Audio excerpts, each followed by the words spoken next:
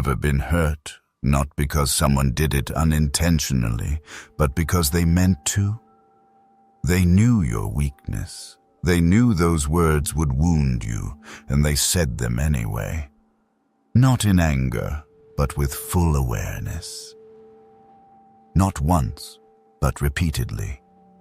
The pain in that moment wasn't just emotional, it was the feeling of being disrespected, of being deemed unworthy of dignity, unworthy of care. And in that moment, you have two choices: become a reflection of them or become someone untouchable.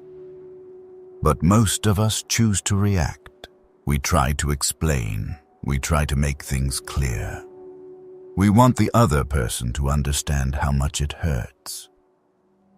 But Stoicism doesn't ask for any of that. Marcus Aurelius once wrote, "No one can hurt you unless you allow them to." The problem doesn't lie in someone else's behavior, but in your internal response. In this video, we won't learn how to retaliate. We'll learn how to quietly reclaim our power. No confrontation, no explanation, just living with such depth that no one can manipulate you through your own emotions. Part 1. When pain arrives, let it forge you. 1. Let pain forge you, not define you. There's a moment when you hear something that wasn't said by accident, but by intent, and it feels like a silent cut right through your chest. They didn't yell, they didn't strike, but they knew exactly who you were and still chose to strike where you were weakest. It's the kind of wound that doesn't bleed but lingers.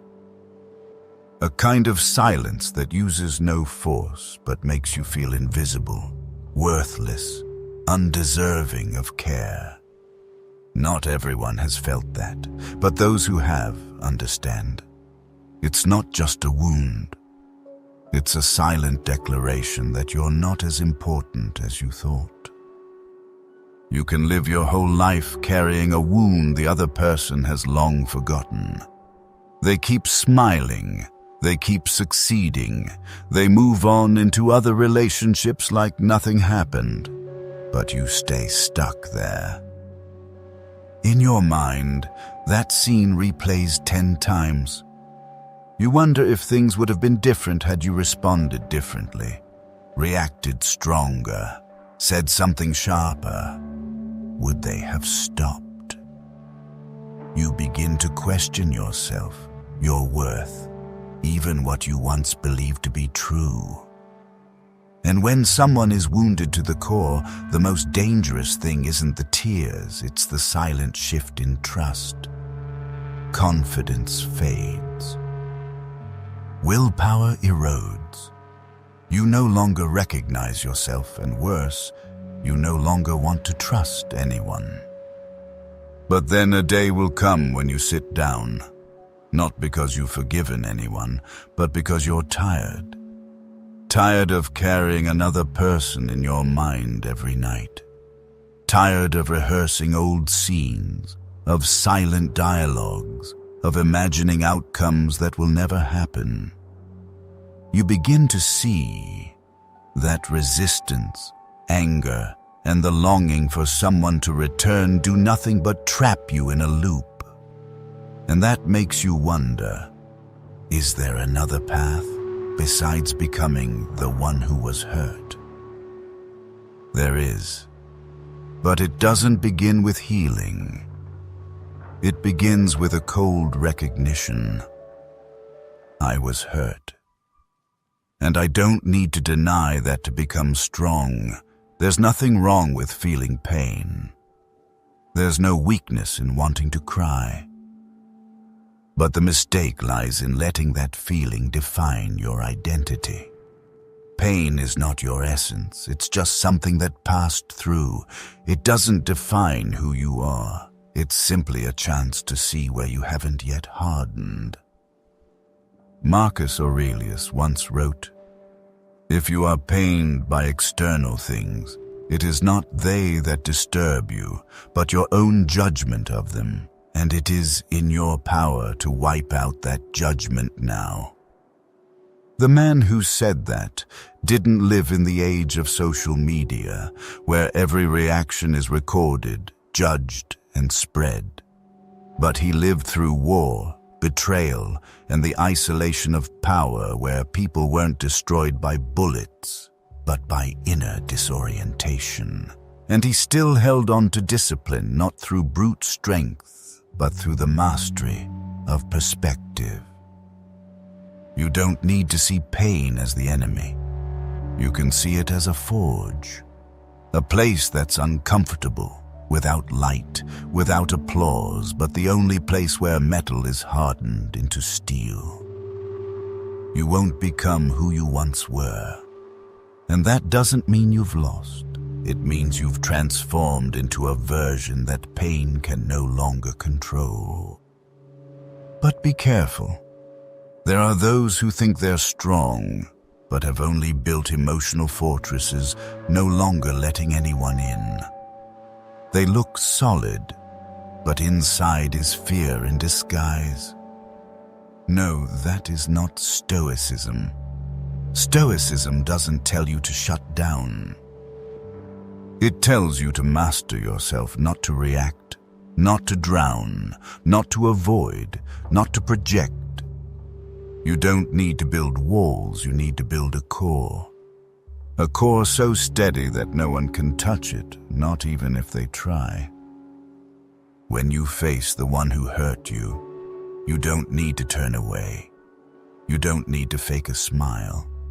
You just need to stand there silent, like a stone wall that has weathered a long winter.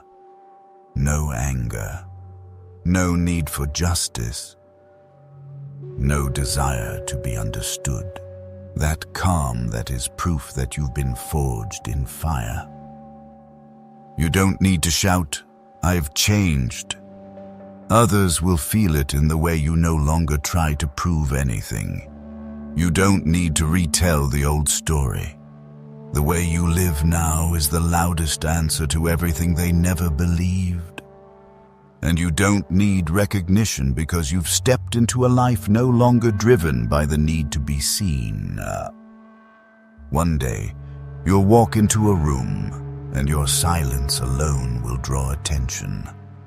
Not because you try to seem dangerous, but because you've grown used to surviving places where no one stood with you.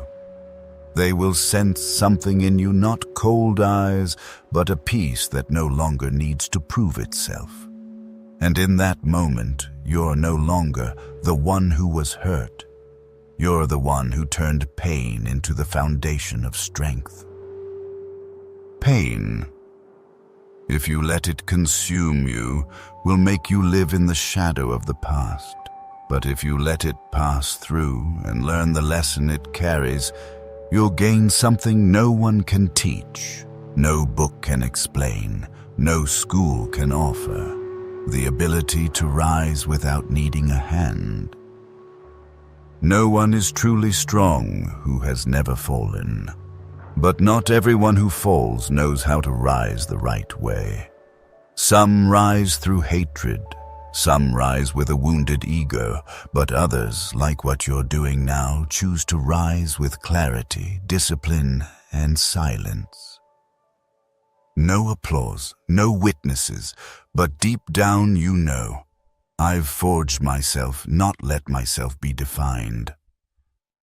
And from that place, you begin a new path. Not to go back and prove anything to the past, but to live a future where no one can define you except you. 2. Master your mind before you engage the world.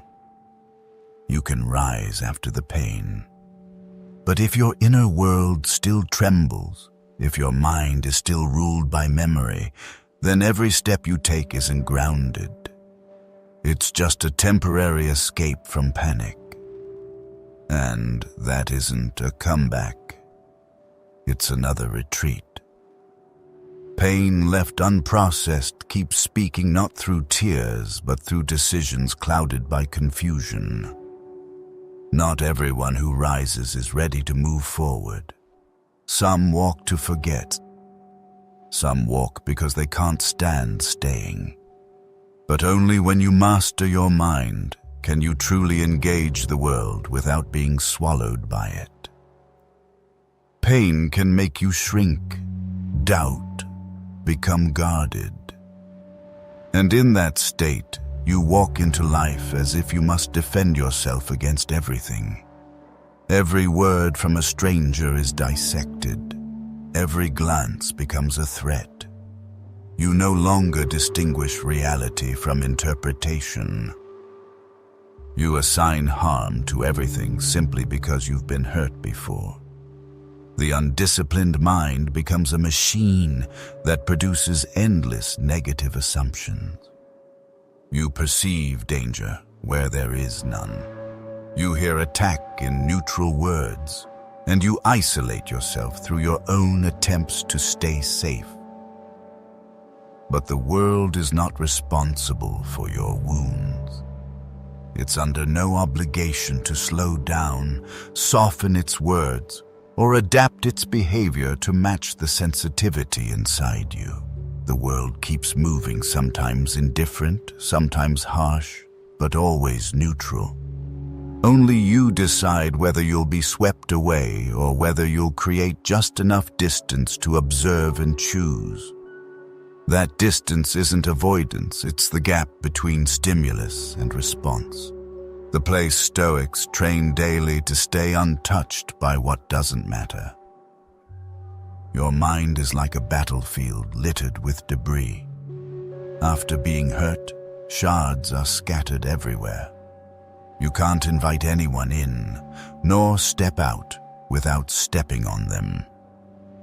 So before you hope to be understood, to be loved, or simply to walk with someone, you must clean up inside first. Not by denying what happened, but by facing each fragment and putting it where it belongs, in the past. No one else can do this for you. No therapy can shorten this process unless you choose to confront yourself.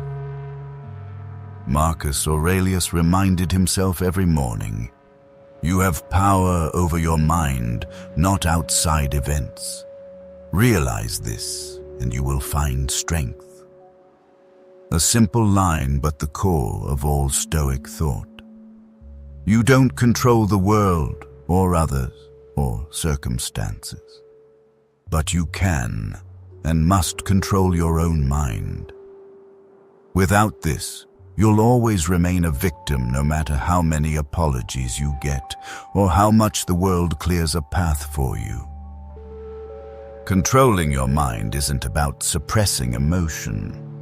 No one is asking you to become emotionless. That's inhuman. What you need is the ability to recognize emotion and not let it make your decisions. Emotions can be acknowledged, but actions must be governed. You can admit you're angry, disappointed, hurt. But instead of letting those feelings write your response, let reason be your editor.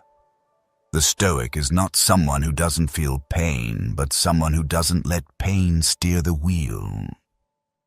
Have you ever overreacted and then asked yourself, why did I do that? That feeling regret, shame, disappointment in yourself doesn't come from weakness, but from letting your mind be run by what you haven't examined. The untrained mind reacts like an abandoned child, clinging, angry, manipulative. To rise above that, you can't wait for others to treat you better. You must retrain yourself, day by day, moment by moment, especially in the moments most tempting to relapse. And you'll discover something remarkable. The more trained the mind, the slower the reaction. You stop replying to messages that upset you right away. You no longer feel the urge to correct someone immediately. You're no longer driven to retaliate when someone makes you feel threatened. Instead, there's a pause, a breath, a space where you ask, is this even worth it? And most of the time the answer is, it's not. Not worth reacting, not worth your energy, not worth dragging yourself back to the version of you that was most vulnerable. Not reacting is not defeat. Not reacting is choosing not to play a game where you have nothing to prove. The person who has mastered their mind doesn't need to win over others. They only need not to lose themselves in the moments they're most likely to. And that is the silent victory the world may not see, but your inner self will never forget. The world will keep testing you with careless words, with disrespectful behavior, with situations that echo old pain, and each time you can fall back into your old role or stand firm in the new self you forged. Every moment is a chance not to defeat others, but to not abandon yourself. And here's the gift. When you stop reacting on impulse, you begin to see people more clearly. Who's sincere? Who's testing you? Who's manipulating you? Who's just a person unsure of how to behave? And you no longer need to change them. You just choose a different response or none at all. That clarity doesn't come from outside. It's the result of a mind refined by reason, discipline, and self-respect. Your mind is the final territory you must master before facing the world. If storms still rage inside, you'll carry them wherever you go. But if you learn to calm yourself, you don't just survive, you navigate. You don't just exist, you filter. You don't just react, you reshape how the world is allowed to reach you. And in that silence, you realize something. You don't need to control the world, you just need to control how you receive it. Everything else will adjust itself to how you choose to face it. 3. Rewrite your values after being hurt. Once the mind is retrained to stop reacting unconsciously, you no longer live in escape mode. But that's only the beginning. Mastering your mind helps you avoid being overwhelmed. But if you don't know what's guiding you, you'll still be lost, just in a quieter way.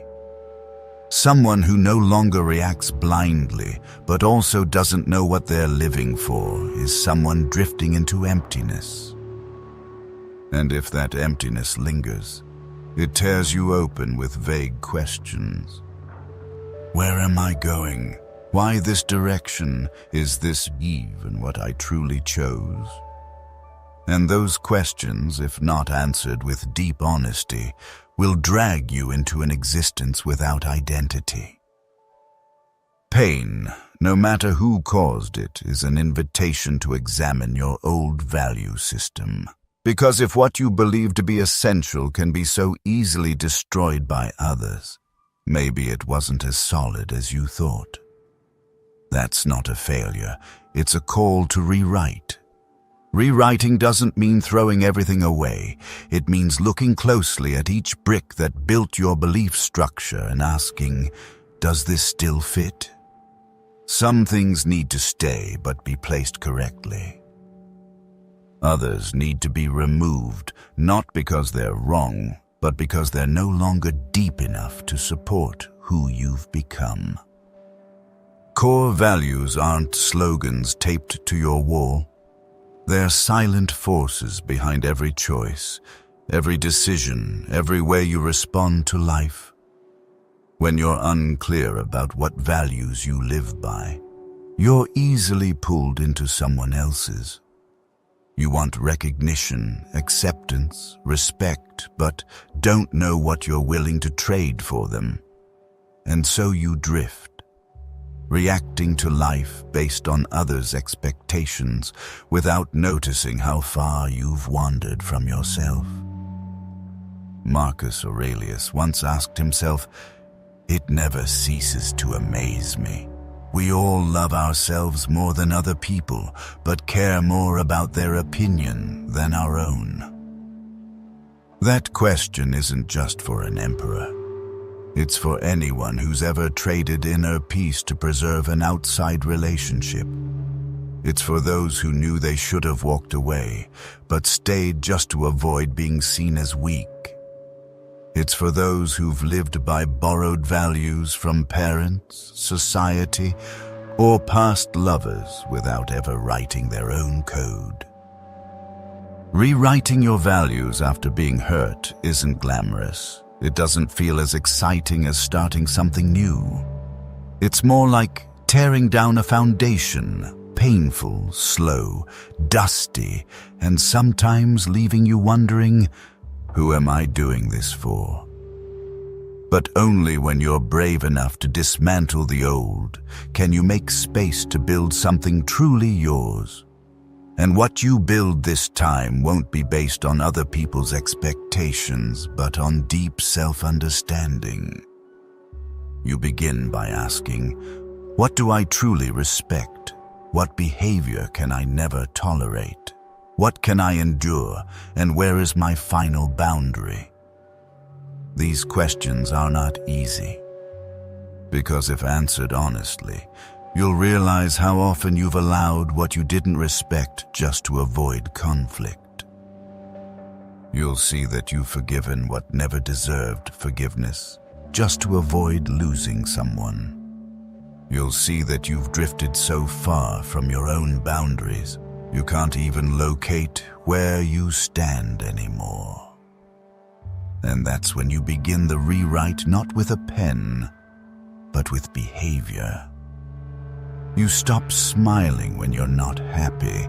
You stop answering questions laced with disrespect. You stop compromising when what's offered contradicts your inner truth. You stop maintaining relationships that require you to distort yourself. Each of these small actions becomes a line in the new constitution of your life, rebuilt quietly by your own hands. Rewriting your values doesn't make you perfect. It makes you clear. So clear that no one needs to ask, "What are you looking for?" They'll see it in the way you walk, the way you hold your boundaries, the way you no longer flinch at things that once shattered you. A person with clear values isn't rigid. They're just no longer led by fleeting things. They have their own axis, and no matter how life tilts, they know how to realign without needing anyone to steady them. Values are the compass that tells you what's worth chasing and what's just an old pattern playing out again. You once thought being loved was the most important thing until you realized you had lost self-respect to keep what you called love. You once thought silence was noble until you saw how silence in the wrong place makes people disregard you. You once placed acceptance above all until you realized you don't need to be accepted by those who never truly saw you. Rewriting your values is a quiet declaration that you will no longer live as before, not because you've become extreme, but because you now see too clearly the cost of living without clarity. And when you begin living by your new values, you'll feel a strange peace. Not because life gets easier, but because you no longer wrestle between what I believe and what others expect of me. That consistency, though silent, is what makes you immune to manipulation ever again. 4. Rebuilding boundaries with composure, not anger. There comes a point when you no longer want revenge. You no longer want to prove anything. You no longer want to argue. Not because you've healed, but because you've grown weary of letting your energy be dictated by someone else. You look at the people who hurt you and realize they no longer carry weight. The only thing that still burdens you is the story you keep repeating in your head. And one day you choose not to repeat it anymore. That moment is not forgiveness. It's the beginning of a boundary. Because a true boundary doesn't arise from being okay with everything. It arises from clarity. You now see who they are and no longer deny it. You now see what you've tolerated and are done justifying it. And from that day forward, you no longer make yourself small to preserve any connection. Even if they don't understand. Even if they think you've changed. Even if they call it coldness, it's not coldness. It's precision. A true boundary is never loud. It doesn't come from yelling or threatening or making declarations online. It comes from how your energy shifts quietly but irreversibly. It shows up in the way you don't answer certain questions anymore. In the way you stop explaining yourself to people who twist your words. In the way you're no longer available for dynamics that used to drain you. That shift is not an announcement, it's a decision. And decisions don't always need to be understood to be real. Sometimes you tell someone, "That hurt me," and they dismiss it. Other times, you don't say a word, and they still feel the distance. Why? Because a person who's used to crossing your boundaries always feels the impact when those boundaries finally rise. You don't need to justify the change. The discomfort they feel is not yours to fix. You've spent too long holding space for their behavior. Now, you're reclaiming that space for your own well-being. Seneca once wrote, "No man is more unhappy than he who never faces adversity, for he is not permitted to prove himself." And perhaps this is your proof, not in a fight, but in a refusal to let your soul be colonized by people who refuse to respect it. You're not fighting them. You're just no longer abandoning yourself. Be careful, though. Some will accuse you of changing once you stop being easy to manipulate. They will call you difficult when you stop saying yes. They will call you cold when you no longer entertain old roles. And that's when your boundary gets tested. Not by what they do, but by whether you still feel the need to explain yourself to those who never really saw you to begin with. A boundary is not about pushing others away. It's about returning to yourself. It's not about building walls. It's about closing the doors that never should have been open. It's not about becoming untouchable. It's about choosing who gets close based on how they treat your presence. And yes, it will feel lonely at first.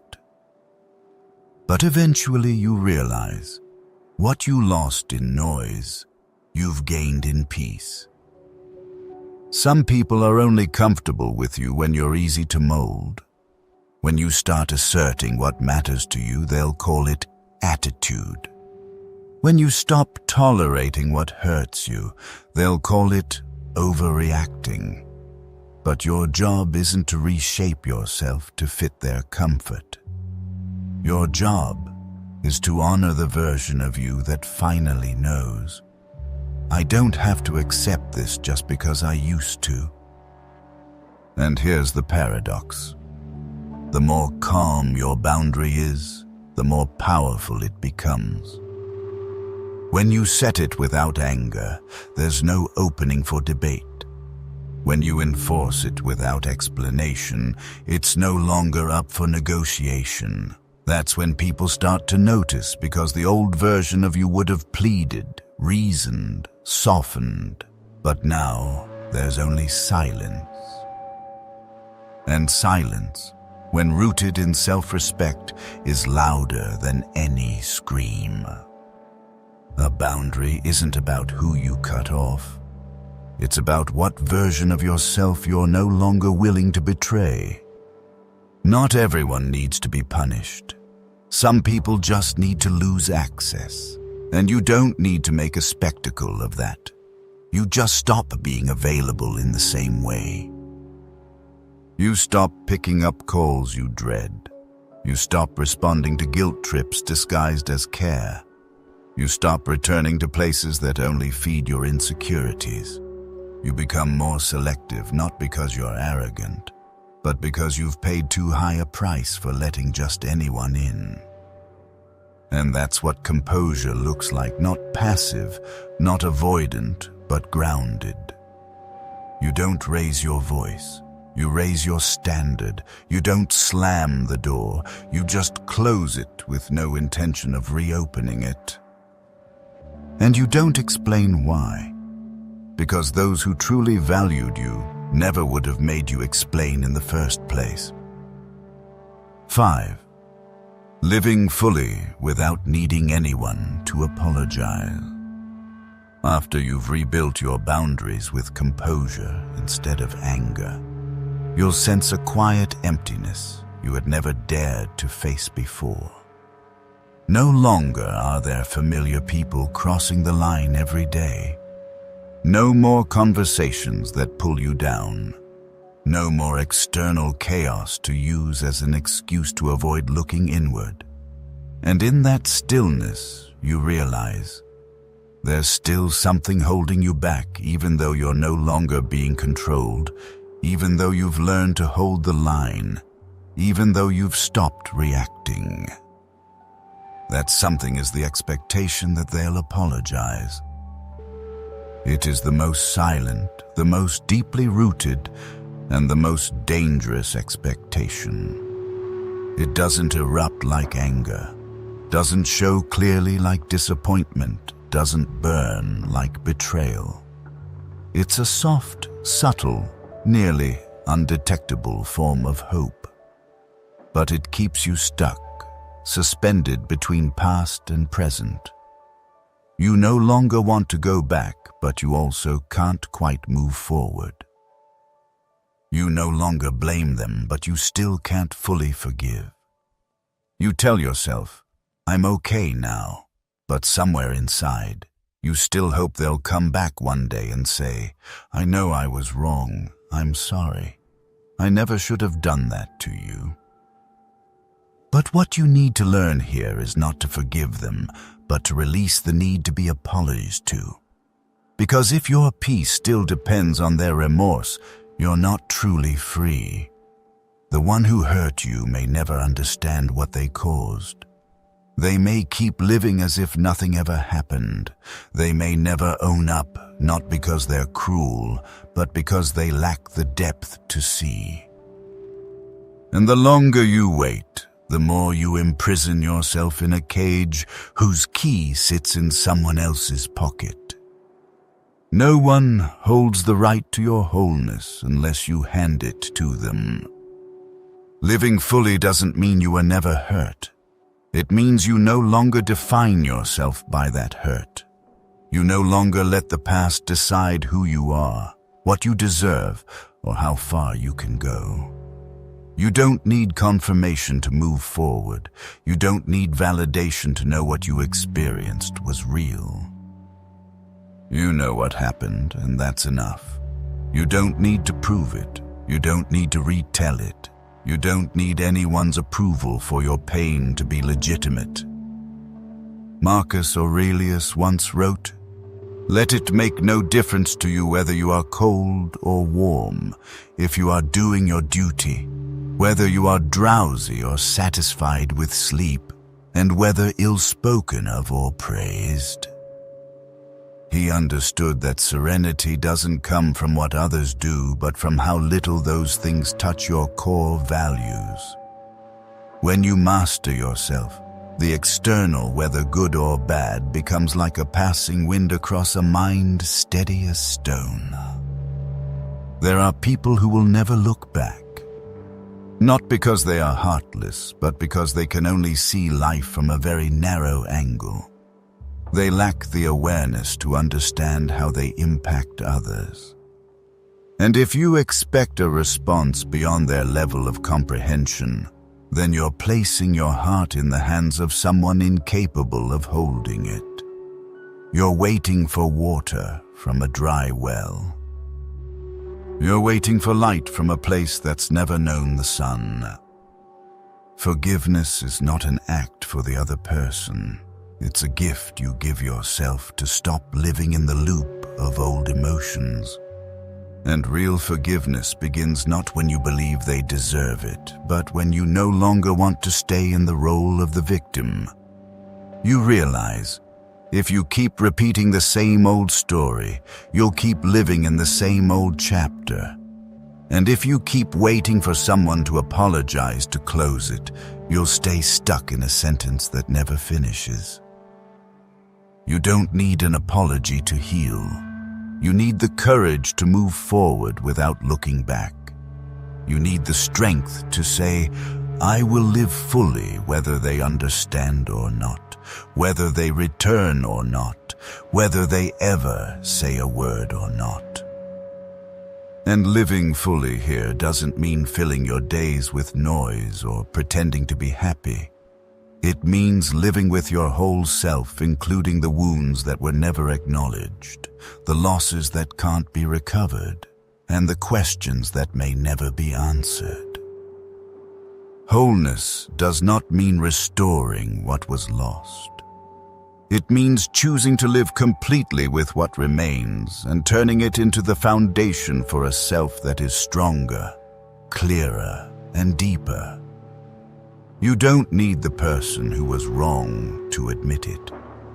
Because if your worth depends on their confession, then your worth is being defined by someone else's mistake. But if you know how you lived, how you held yourself together, what you've endured, then you don't need another word. Their silence doesn't make you less right. Their denial doesn't make you less real. Their turning away doesn't make you less worthy. The only thing that slows you down is when you begin to doubt yourself. And to escape that doubt, you need a resolve that doesn't come from emotion, but from philosophy. I don't need them to return, because I've walked far enough to no longer need proof from anyone. You survived.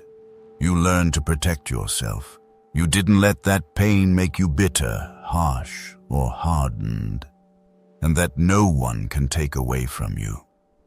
Whether they apologize or not, whether they change or not, whether they understand or not, you remain the one who came through the darkness without losing the light inside. And that is worth more than any apology ever could be. Part 2. Rebuilding the Inner Compass. 1.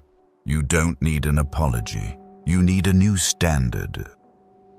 There is something quiet, yet persistent, that holds you back after everything has fallen apart, and that is the hope for an apology. Not because you haven't understood the relationship is over, or that the wound is too deep to mend, but because you still believe that if they would just admit fault, if they returned and owned up to everything they did, a part of you would be healed. As if one "I'm sorry" were the final missing piece to close a chapter left unfinished. But the harsh truth is, an apology, no matter how sincere, cannot repair a belief system shattered at its foundation. It cannot restore the self-respect you lost on the nights you doubted yourself. It cannot return the clarity in your eyes before you learn to see life through the lens of suspicion. And it certainly cannot resurrect the version of you that existed before the pain forced you to shut down just to survive. At its core, an apology is a retrospective act. It looks to the past, to what happened, to what can no longer be changed. But trust isn't built on memory. It is grounded in safety, consistency, and the feeling of being seen again and again. When someone hurts you and apologizes, they're trying to patch a crack that's already formed. But if they haven't changed their behavior, if they're still the same person, with the same thinking, the same way of loving, the same way of hurting, then the apology is just a thin coat of paint over a structure that's already rotted inside. You may forgive, you may feel lighter, you may let go, but if you return and live within that same system, the wound will need only the lightest touch to start bleeding again. The issue isn't whether the apology is real. It's that you once lived inside a framework so distorted that it allowed the pain to repeat itself. You lowered your standards to keep them close. You made excuses for toxic behavior. You stayed waiting for the day they would understand you without needing words. When your trust collapsed, what you needed wasn't a verbal patch. It was a total reconstruction of your internal standard, so you would never again enter that danger zone. It's not that they need to fix anything, it's that you need to rewrite your internal map with clear boundaries, solid principles, and self-respect that is non-negotiable. You'll come to see that what hurt you most wasn't just what they did, but the feeling that you betrayed yourself by accepting it for so long. And that kind of betrayal cannot be healed by a single act of contrition. It can only be healed when you face yourself and admit, I once placed someone else above my own values, but not anymore. From that moment on, you no longer need them to come back. You no longer need an apology to feel whole. You need only a single promise to yourself that you will never again enter any dynamic where you must sacrifice your truth just to keep a flawed connection. You may withdraw from a relationship that hurt you, but if all you do is avoid, cut off, and stay silent, you haven't truly rebuilt a new standard. Because if all you're doing is avoiding the old without establishing the new, you're still operating on reaction. You're still letting emotion guide you, not principle.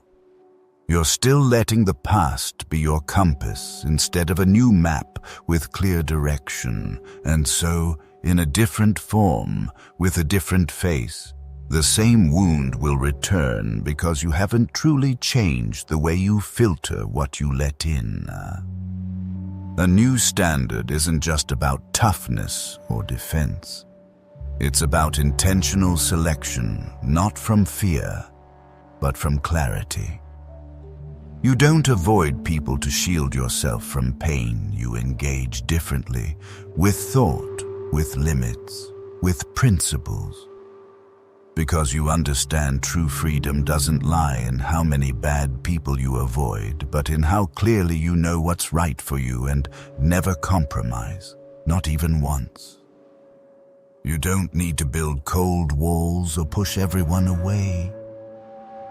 You just need to stand at the center of your own standard, like an unmoving axis, so everything else can spin without pulling you off course. Discernment is a silent act. No show, no justification. It plays out in the smallest actions when you don't reply to a message just to avoid offending someone. When you skip a conversation that would cost you your peace. When you stop trying to explain yourself to someone who once twisted your words. Each of these is not avoidance, but selection, and selection is the clearest sign of a standard that has been set. It does not come from wounding, but from wisdom, not from fear, but from inner strength. People without standards often overreact. When faced with wrong, they rage. When hurt, they disappear. When misunderstood, they explain. And so, they are constantly adjusting themselves to the direction of the wind. But those with standards are different. They don't sway with the breeze.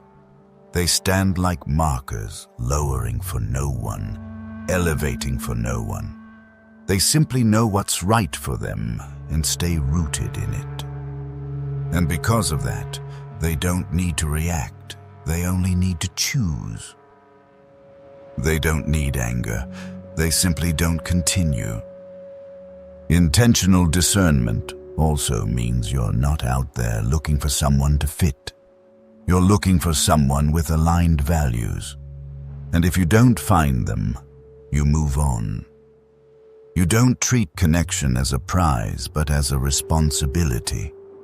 Because whoever enters your life doesn't just bring emotion. They impact the belief system you've rebuilt after collapse. And you're mature enough to know not everyone deserves access to the safe space you've carefully restored. This is no longer a story about an apology. This is a story about who you become after the pain. Will you live as someone constantly afraid of being hurt again, or as someone who has seen the root of the issue, learned the lesson, and now filters everything through an unshakable internal standard? And that choice, quiet, steady, needing no recognition, is the greatest power you will ever hold. 2. Retraining your emotions, so you no longer react from old wounds. You can rebuild your standards, set new boundaries, and clearly define the limits of a relationship. But if your emotions still react based on old wounds, then everything you construct remains one moment away from collapse. The greatest enemy of a new standard is not someone else breaking it, but you, failing to live by it in moments when emotion overpowers reason. And that's when you must look deeper into the forces operating within you, the things that appear to belong to the present but are in fact echoes from a time long past. Many people live in a rhythm they think is present, but it's only repetition. They repeat old fear whenever someone disappears without warning. They repeat familiar anger whenever they're ignored in a crowd. They repeat self-doubt whenever faced with coldness from someone close. These emotions aren't born of the present, they're triggered by memory. Memories of the times you were left behind without explanation. Memories of being misjudged, hurt, mocked, manipulated without knowing how to fight back. These memories don't vanish, they just lie dormant, waiting for a familiar signal to rise and react like an unconscious reflex. You think you're angry because of something they just said, but really, you're reacting to the helplessness you once felt when no one listened to you at 14. You think you're anxious because of an unanswered message, but in truth, you're touching the fear of abandonment you never had the chance to name in childhood.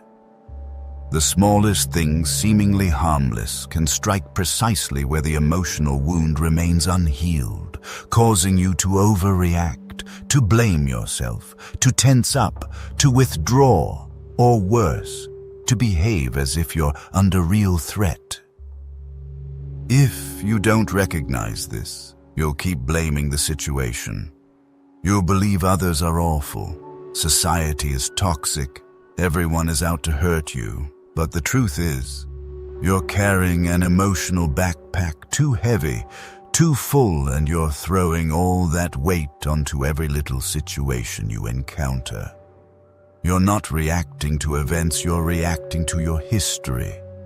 And as Marcus Aurelius once wrote, you have power over your mind, not outside events.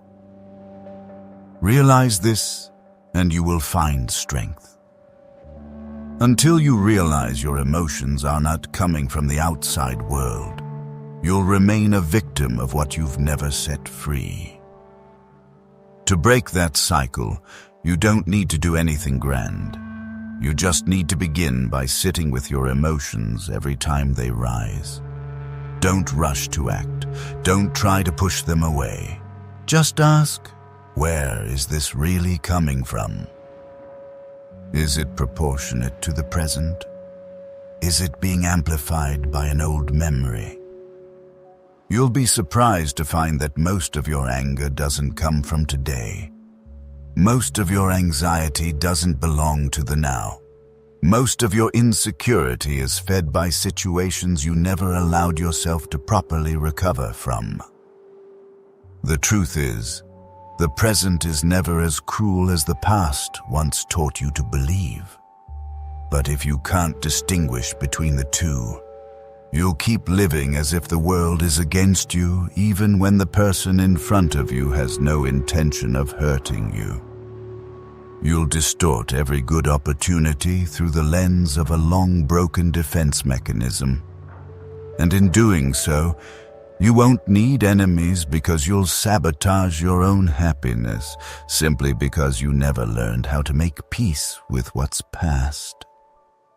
Emotional retraining begins not with willpower, but with honesty. Honesty with yourself that you're reacting to the shadow of the past, not the present. Honesty to admit, this feeling isn't wrong, but it doesn't belong here.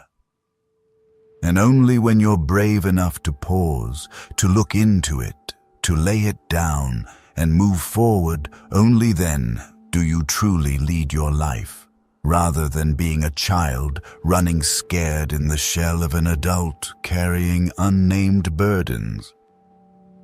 Recognizing emotions has never been enough to change the way you live with them. It's like knowing a wound is bleeding, but if you stop at that awareness and do nothing, you'll keep bleeding.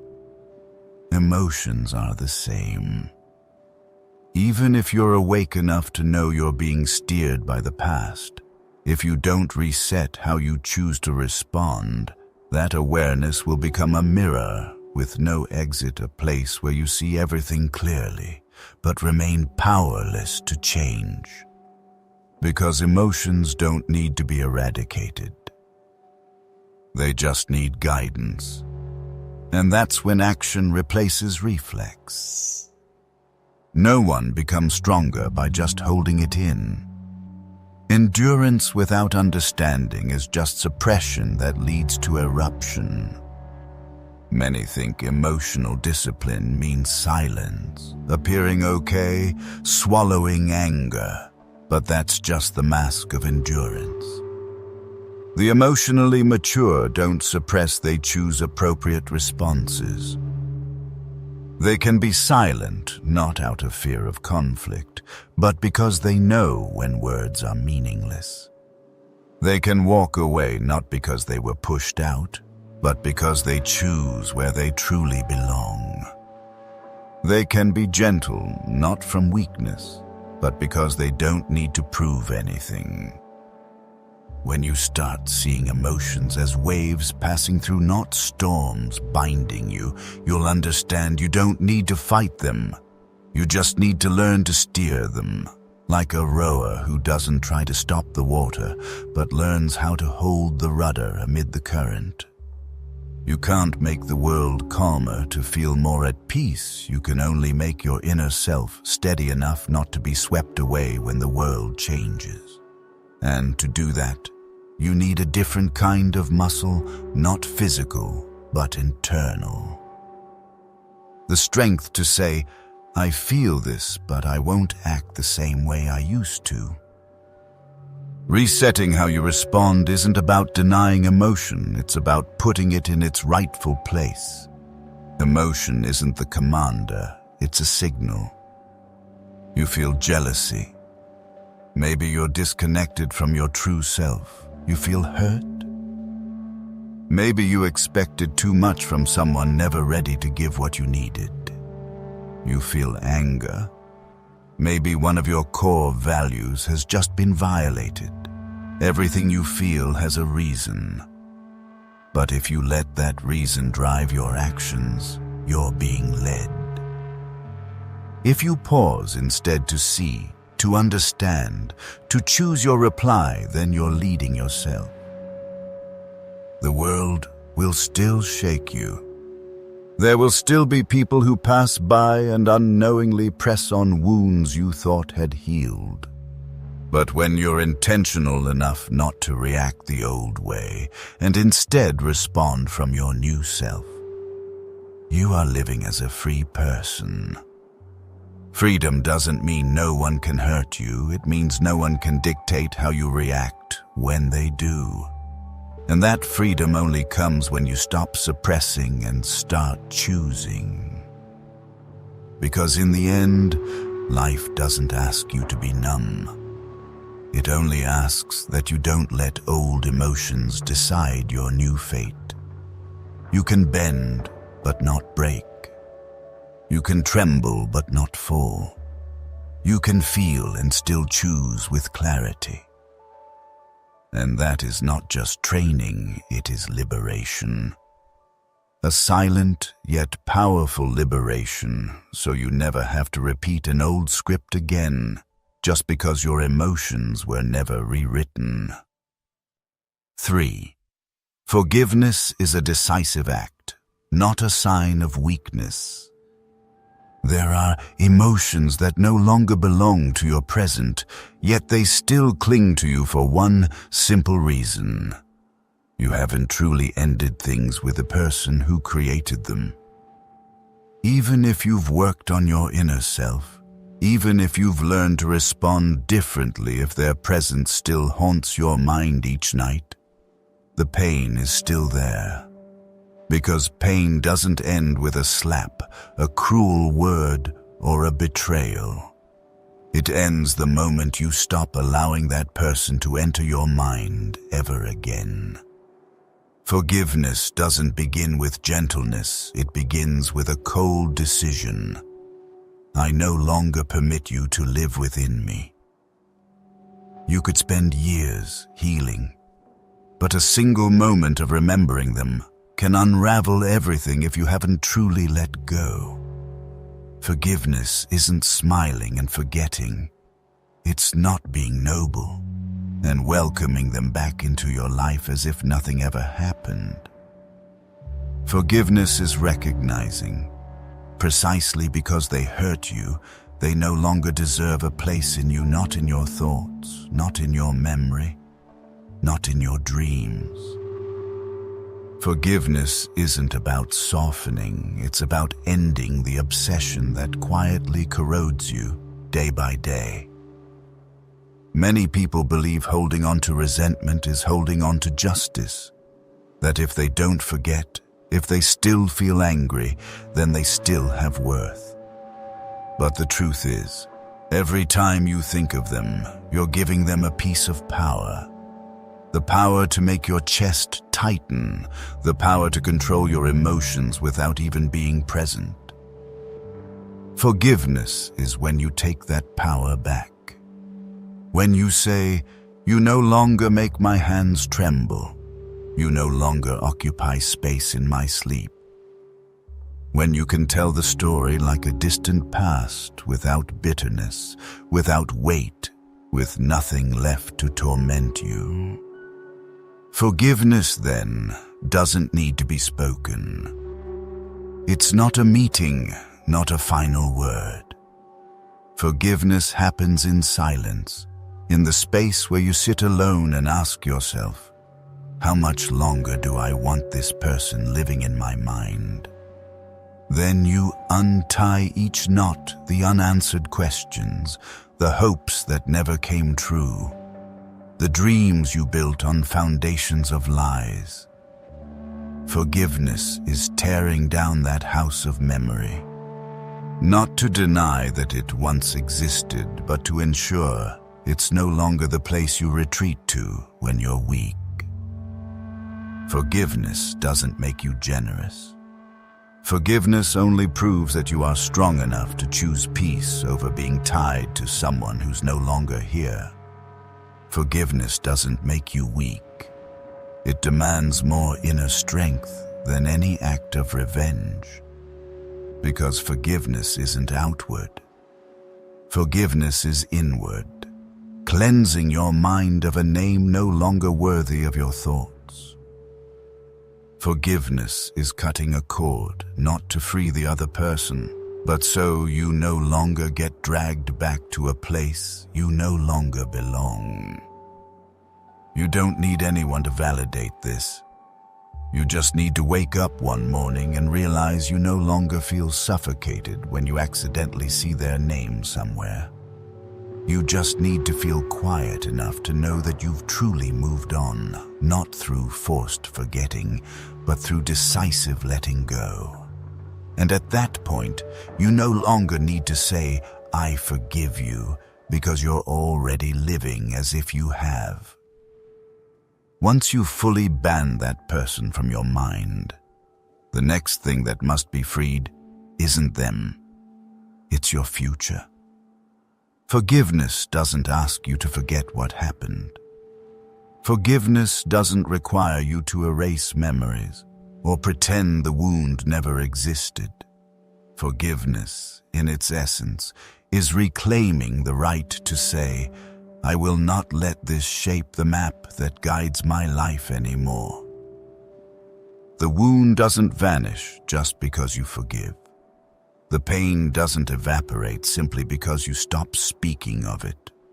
But the greatest difference between someone who's forgiven and someone still stuck is how they let the past operate inside them. The one who hasn't forgiven sees remnants everywhere. Every decision they make is haunted by what once happened. They avoid love for fear of loving wrong. They hold back with new people because they haven't forgotten the old. They don't build a future, they defend the past. But someone who has truly forgiven is different. They still remember, but they no longer let it steer them. They don't deny what happened, but they also don't give it power to define what comes next. You may have been betrayed. Someone may have broken your trust, and that made you build walls around your heart. But if you allow someone else's action to become a law that limits your life, you are being hurt a second time. And this time, not by them, but by yourself. Forgiveness, therefore, is not charity, it's self-rescue. Saving yourself from a life governed by ghosts that left long ago. Forgiveness doesn't heal your skin, but it frees your soul. The danger of unforgiven wounds isn't that they still hurt. It's that they transform you into someone you don't recognize. A person full of suspicion. A person cautious with hope. A person who no longer knows how to trust, love, or open up because every path leads back to an old memory. Forgiveness is breaking that maze. It's telling yourself, "I may have been hurt, but I don't have to live as if I will always be the one who's hurt." That is the moment you reshape your destiny. Not by forgetting, but by refusing to let the past repeat itself in the present. And here's what you must remember. Forgiveness doesn't make you weaker. Forgiveness makes you more dangerous, because you're no longer manipulated by memory. You no longer make decisions from fear. You are no longer controlled by the need for fairness or revenge. You move with a different calm, a grounded presence that makes others think twice before playing games with you. Forgiveness gives you such mastery that nothing holds power over you anymore, not even the things that once broke you. A person's strength is not in what they remember. It's in what they choose to continue letting influence them. Forgiveness is how you reclaim that choice. So every step you take is no longer held back by invisible chains. So every decision you make no longer has to check with old pain. So you no longer speak with the voice of someone wounded, but with the voice of someone who chose to move on. And only then will you know you are truly free. 4. No one needs to understand you, and you don't need them to keep moving forward. After you've forgiven, not because they deserve it, but because you've chosen to no longer carry them in your mind, a new reality begins to unfold. The old world still exists, but you are no longer the same. And in that moment, a paradox emerges. Others don't understand why you've gone quiet, why you no longer react the way they expect, why you don't feel the need to explain anymore. But perhaps they never truly understood you in the first place, and now you no longer need them to. You may have once believed that if you were honest enough, clear enough, direct enough, someone would surely listen, but life doesn't operate on such fairness. You can pour out everything you feel, think, and fight for, and the other person might still turn away, or hear only what suits them. Because no one lives inside you.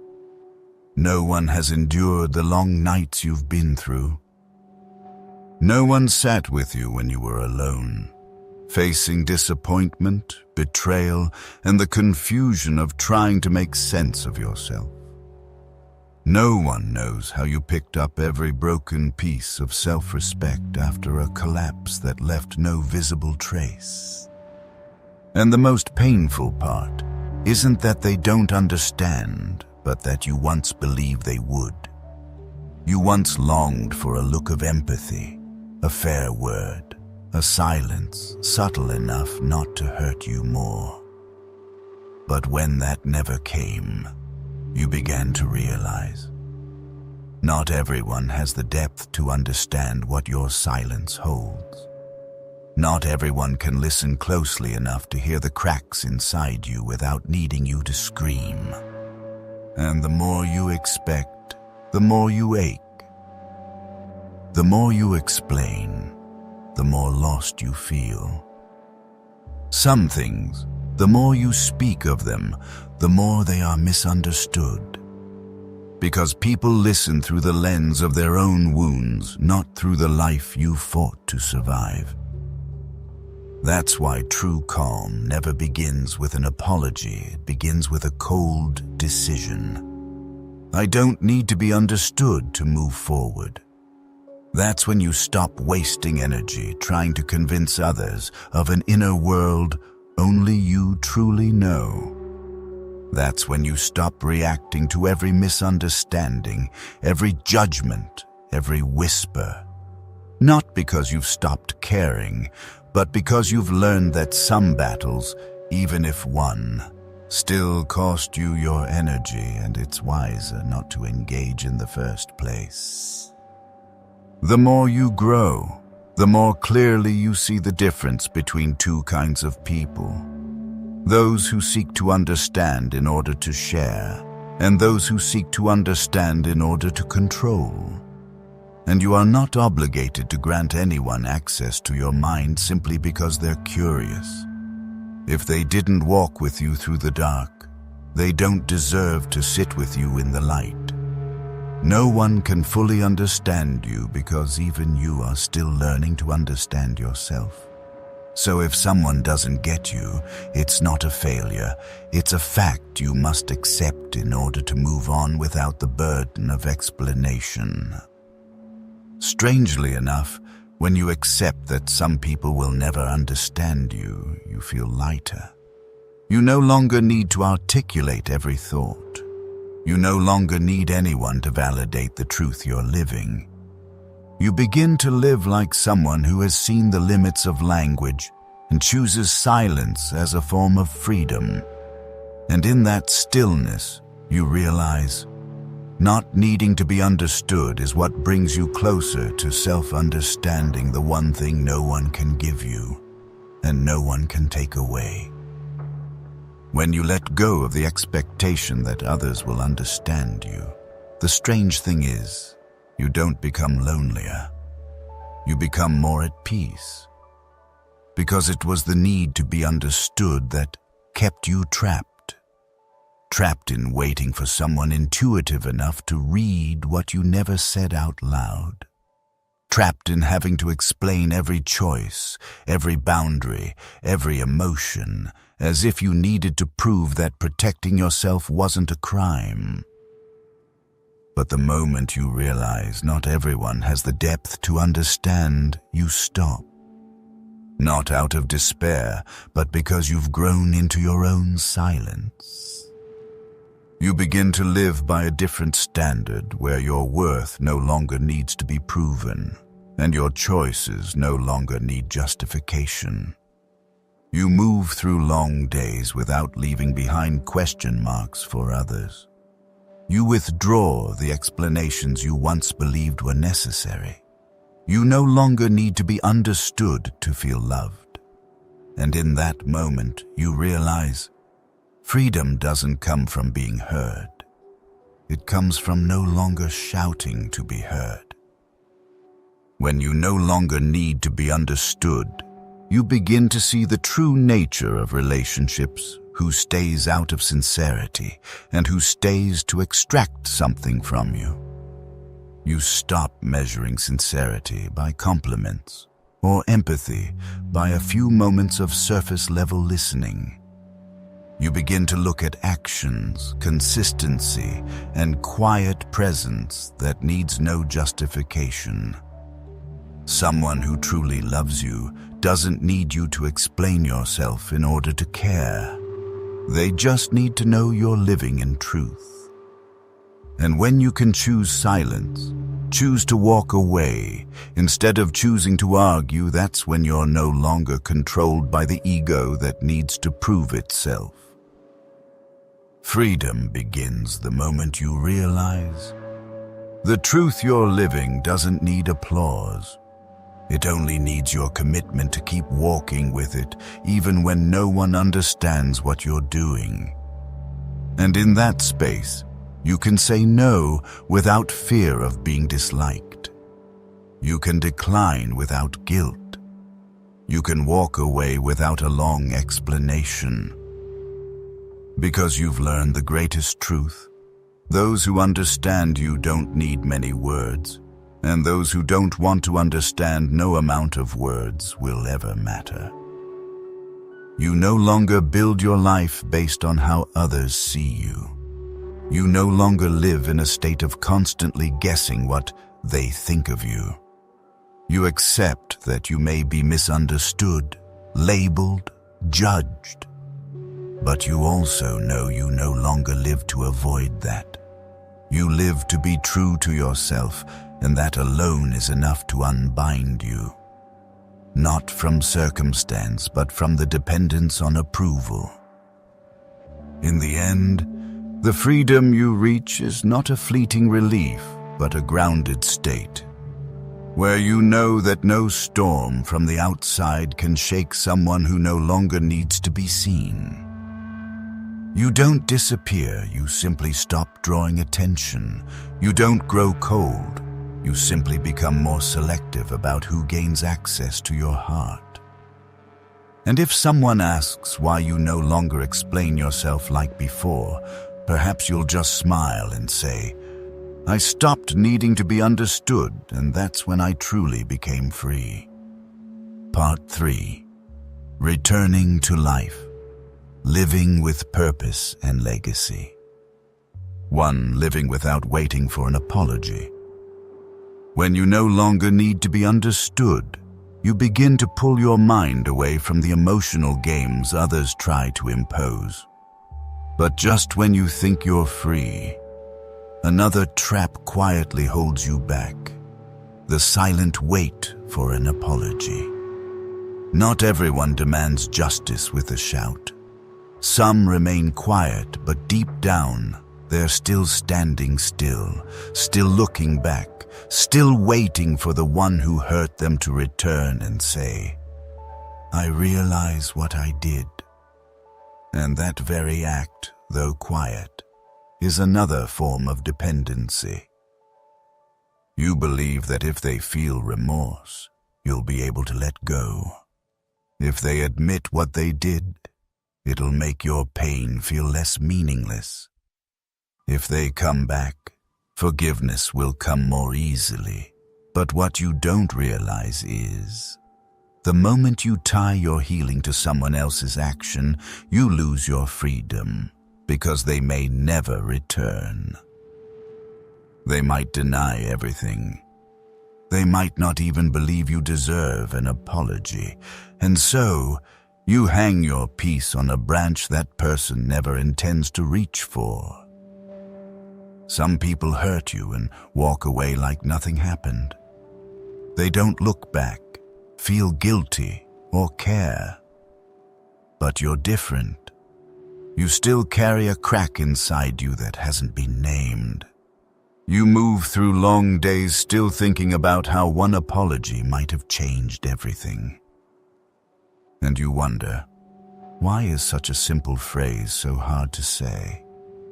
How can someone leave so easily, as if none of it ever mattered? These questions pull you toward the past, even though your body lives in the present. Waiting for an apology is keeping a space reserved in your mind for someone who no longer deserves it. You think you're holding boundaries, staying strong, keeping silent until something worthy arrives. But in truth, you're letting that person continue to control your emotions through their absence. They no longer exist in your life, but you still revolve around them like an orbit that hasn't escaped gravity. And if you stay there, you'll forever live in the silent space between pain and hope. Someone who doesn't know they've done wrong will never feel the need to apologize. Someone without the courage to face consequences will never be honest enough to take responsibility. Someone who places their ego above truth will always believe they've done nothing worth regretting.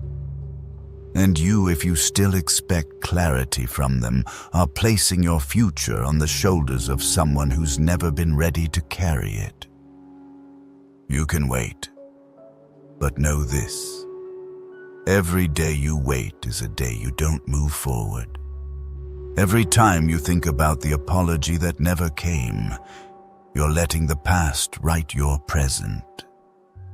Every time you wonder if they ever think about you, you place your trust in the same place where you once lost it. And if you hold on to that apology as a condition for healing, then you're handing the key to your inner freedom to someone who no longer deserves to hold it. Forgiveness is the act of someone who has outgrown the pain. But letting go of the need for an apology, that's the act of someone who refuses to let others define them. When you stop expecting an apology, you don't become indifferent. You're simply choosing to live a life where the past no longer has permission to delay the future. And if one day that apology does come, you'll hear it with a heart that no longer depends on it. You may never receive an apology, but that doesn't mean you have to stay. Not every goodbye comes with an explanation. Not every wound gets healed by the one who caused it. And not everyone who hurt you has the ability to make you whole again. After all of it, their silence will remain, and you must choose. Either stay and wait, or walk away as someone no longer bound to the emotional power of another. The moment you choose to move forward is the moment you declare, that person is no longer the center of the story you're writing. Moving on doesn't mean forgetting. It means you've faced the wound and refused to let it define you anymore. It doesn't mean you're so hardened that you feel nothing. It means you've endured enough pain to know. Repeating the story only keeps you stuck in it. You're not heartless, but you no longer need emotions from the past to validate your existence, because you've chosen freedom. And freedom doesn't always come from open doors. It sometimes comes from no longer knocking on the ones that were never meant to open. They may go on living, laughing, telling the story however they like. They might deny everything, or worse, they might remember, but not care. But that's no longer your concern. They no longer hold the power to make you angry, disappointed, or hopeful. They may still exist, but their existence no longer touches your mind. And that's when you've truly moved on. No final conversation needed, no happy ending required, no recognition necessary, just your quiet declaration. I choose to live in a different direction. Never underestimate the power of simply moving forward. It isn't loud, it doesn't need to be announced, but it's a silent declaration the one who hurt you will feel in a way they can't control. When you no longer look for them in others' eyes, when you no longer write words for them to read, when you no longer save a place in your heart, just in case they return, you've become a land that no longer waits for rain from a particular cloud. You've made yourself whole, and that wholeness robs others of the chance to make you feel lacking ever again. Moving on is the hardest choice because it comes with no immediate reward. No comfort, no applause. No one stands on either side cheering you through your pain. You have to stand up on your own, walk forward on your own, heal on your own. But when you look back through time, through layers of memory, you'll see you're still here, more whole than you imagined, freer than you ever hoped. No one else could have done that but you. No apology could replace the journey you've walked. And no one deserves to make you stop unless you choose to. So don't live waiting for closure. Live as if your continuation is the most powerful ending to everything that ever happened. When you're still moving forward, you don't need to close the old door because you've already gone too far for it to reach you. That isn't indifference. It's a quiet kind of maturity, where you don't need forgiveness to find peace. You just need to make sure the past doesn't repeat itself in your next decisions, and that is true release. 2. Move on without explaining. Some people leave in silence not because they have nothing to say, but because they've come to understand that words cannot revive what's already dead. Waiting for an apology was once your way of holding on to the past, the final thread of a belief you hadn't yet let go. But when you release the need for someone to make things right before you move forward, you quietly realize something else. Not every apology stems from true remorse, and not everyone deserves to know why you couldn't stay any longer.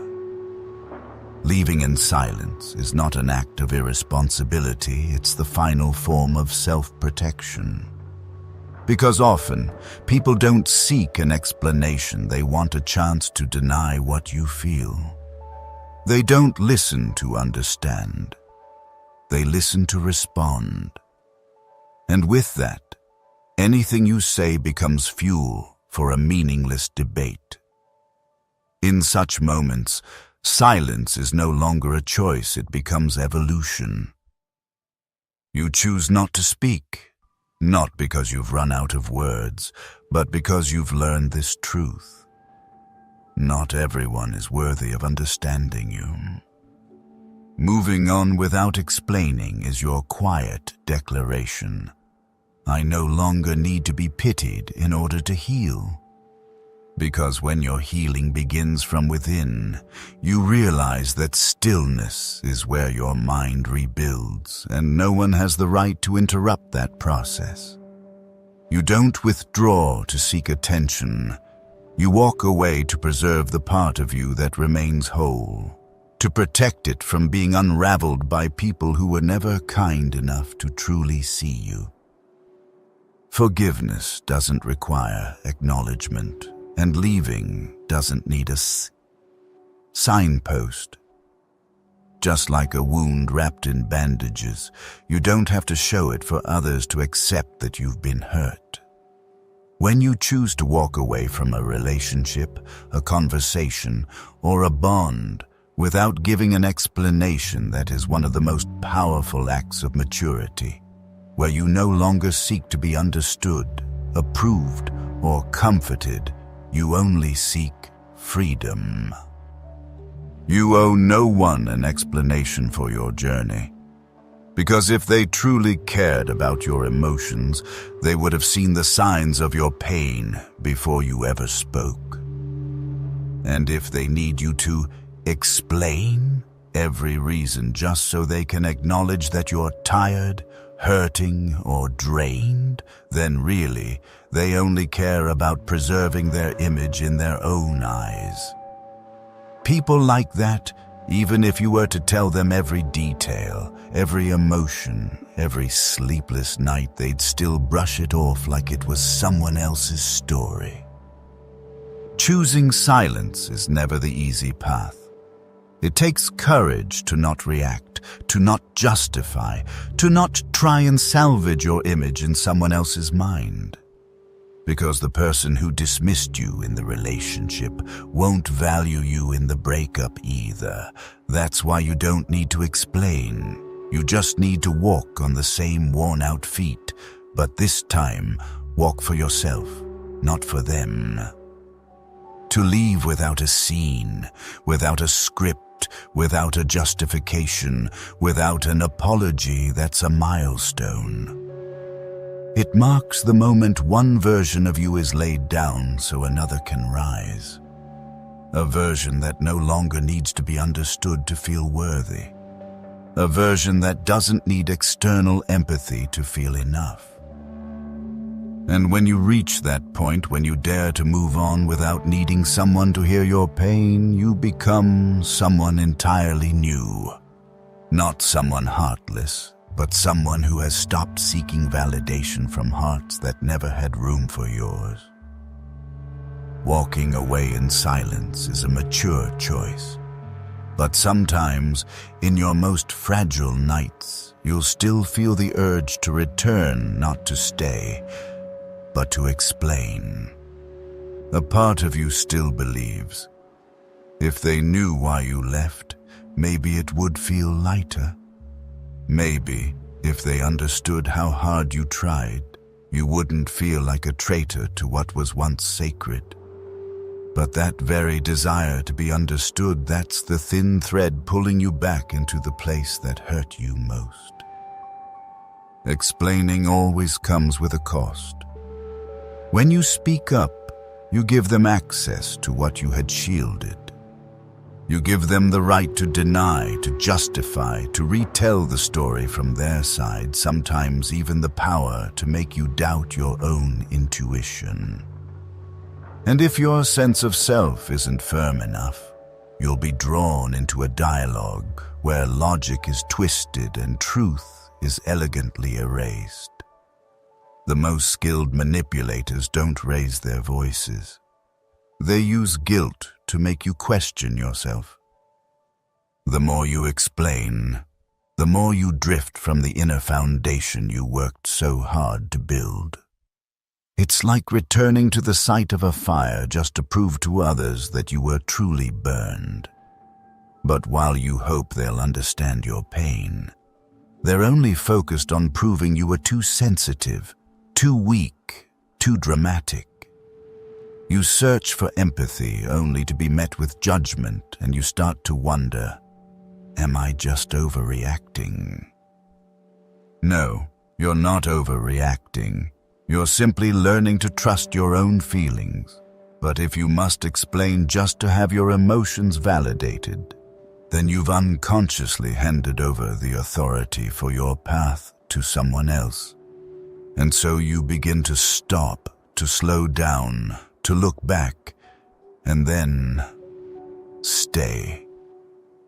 Not because you truly want to, but because you're no longer sure you should move on just because they don't understand you. That loop will repeat itself every time you let the desire to be understood guide you instead of the clarity within. Like standing on the edge of healing, just one step away from breaking through but turning back to say one last thing. And in that very moment, you let old emotions flood back, pulling you down again, making you restart a journey that was already too long. Be honest. How many times have you wanted someone to understand you, not so they'd change, but just so you wouldn't feel wrong? But if you need them to understand so you can feel right, then you've placed your inner freedom in the hands of someone who once hurt you. They don't need to understand. You don't need them to, and if you've come this far, you'll recognize a simple, piercing truth. Understanding from others is not a necessity, it's a permission you grant yourself when you know something can no longer continue. You don't have to prove anything. You don't have to dig up the past or rearrange the pieces of your emotions so others can follow your pain. They don't live inside you. They weren't there for the sleepless nights. They didn't hear the calm words that shattered you quietly. They didn't see what you endured, and they don't need to.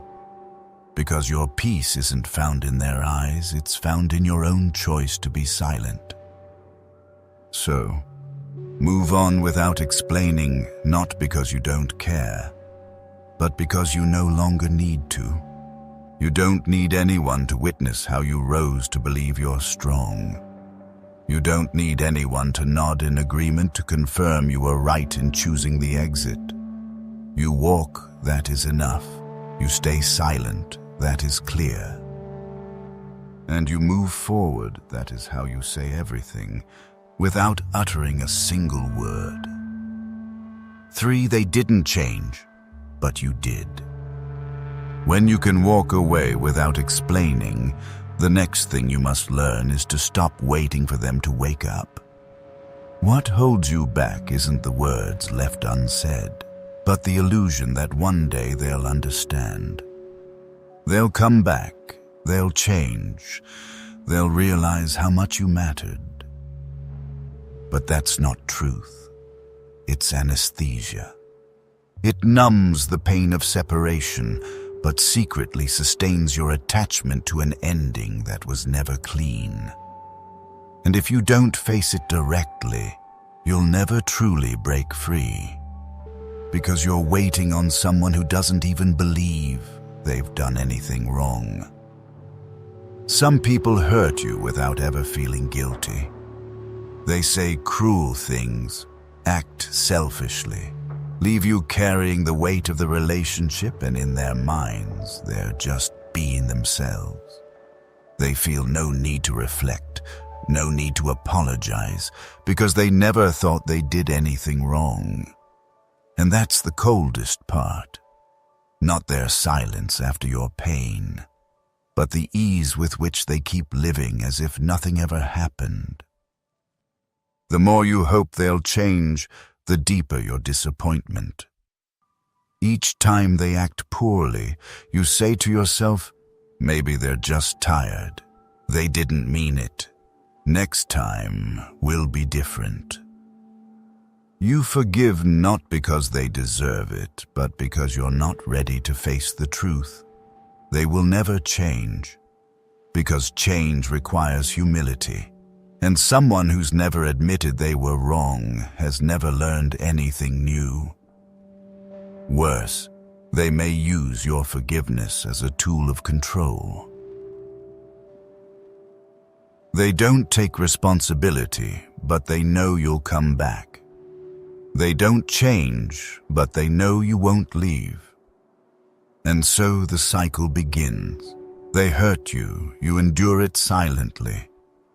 They take that as permission, and then they hurt you again. Each time a little more of your trust crumbles. Yet you stay, not waiting for an apology, but for the ideal version of them you've built in your mind. The most painful part isn't that they stopped loving you.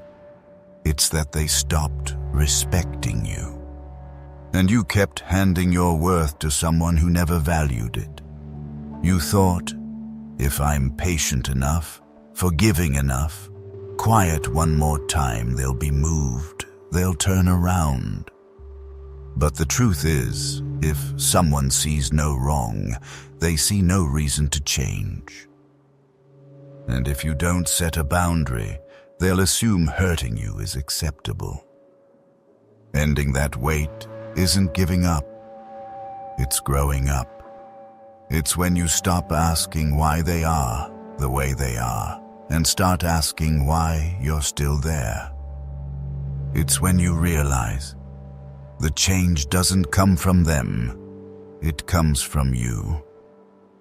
From the moment you decide you no longer need them to be different in order for you to be happy. From the moment you stop placing your fate in someone else's hands. From the moment you see that your worth isn't in how they treat you, but in how you no longer allow it to continue. You can't fix someone by hurting in their place. You can't heal a relationship with one-sided kindness.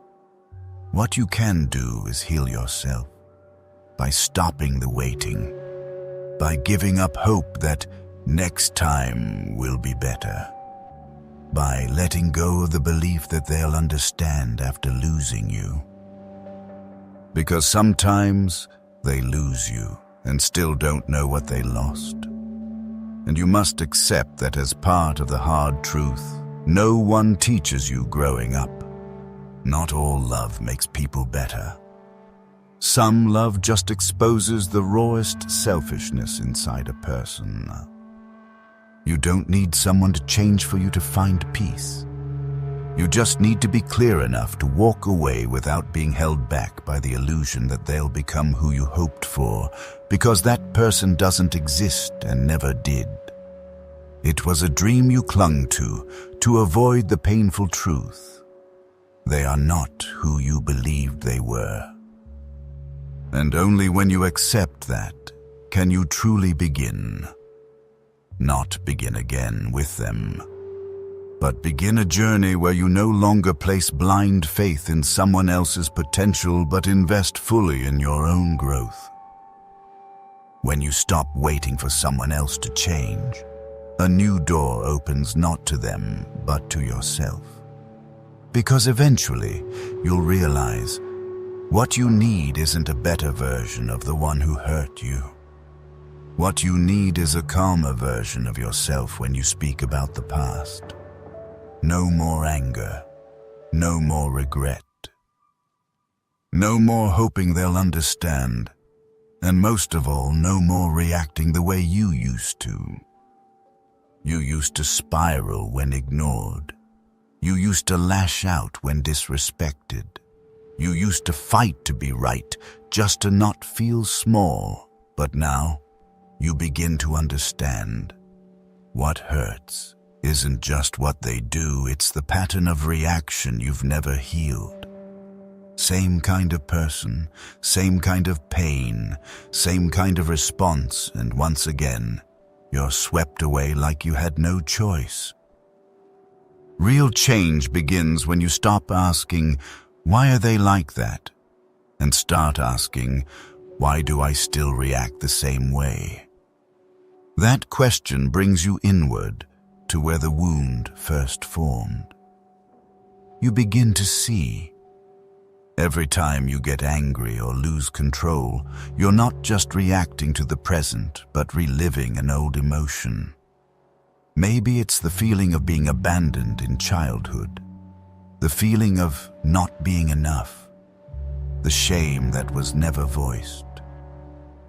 Those wounds still sit within you, like a fault line waiting to crack when familiar triggers return. And you call that a current emotion, when in truth, it's a memory that hasn't been digested. But you're not that person anymore, and you have the right to respond differently, not by suppressing or avoiding, but by seeing things as they are, not as they once hurt you. When someone insults you, you no longer go on the defensive. When someone leaves, you no longer chase. When someone ignores you, you no longer feel invisible. Because now, you've separated the present from the past. You no longer reach into old wounds to confirm you're still not healed. You simply stand, observe, and choose to move on. This new calm isn't numbness. It comes from having enough strength that you no longer need to make noise to be seen. You used to react to control others, to make them change, to stop the pain. But now, you master yourself, so even if they don't change, you're still okay. The greatest maturity is when peace no longer requires everything to go your way. Some say, I can't help but get angry when I'm disrespected. But the truth is, you can, if you pause long enough to realize. An insult only stings when you agree to receive it. Like a gift never accepted, it stays with the giver. And when you're still enough, you see your choice. Repeat the old reaction, or step into a new understanding where you don't need to prove, explode, or trade your composure for a fleeting sense of control. From that point on, your silence becomes an answer. Your composure becomes a boundary, and your quiet departure becomes the final declaration that you've changed. Not because they were worth improving for, but because you now believe you deserve a life where no one else pulls the strings. Where your mind isn't manipulated by unconscious patterns. Where you don't need to react to feel real. True freedom begins not when the world changes, but when you no longer have to react the way you always did. That's when you choose silence over argument, distance over proving your point, grace over being understood. And every time you do that, you're rewriting your own definition. Not the person who was once hurt, but the person who's now healing by choice. Not the one who was once overlooked, but the one who no longer needs to win over anyone. For a new legacy, live deep and leave a memorable silence. There is a destination on the path of healing that you cannot foresee when you're still hurting. The moment you realize you no longer need anyone to change, no longer need anyone to understand, and no longer need to win any argument. You need only one thing to no longer react the way you once did, and that is the clearest sign. You've changed enough to no longer expect anything from them. In return, you begin to ask deeper questions. If you've moved beyond pain, if you've reshaped the way you live and feel, then what will you leave behind? People often misunderstand the word legacy. They think it's about recognition from others, about reputation, grand achievements, or applause at the end of a journey. But there are those who live quietly, silently, leaving no words behind, yet their memory lingers forever. They never tried to be remembered, but no one could forget. Because their stillness, their silence, and the depth in how they lived is a different kind of legacy. One that needs no publicity, no validation, yet still reaches others. That is what you can leave behind if you are silent enough, deep enough, and clear-headed enough not to live for a reenactment of the past. Legacy doesn't begin when you want to inspire someone.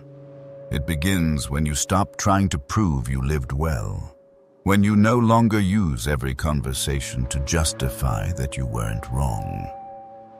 When you're silent, yet others can still feel the boundary, the integrity, and the values embedded in your presence.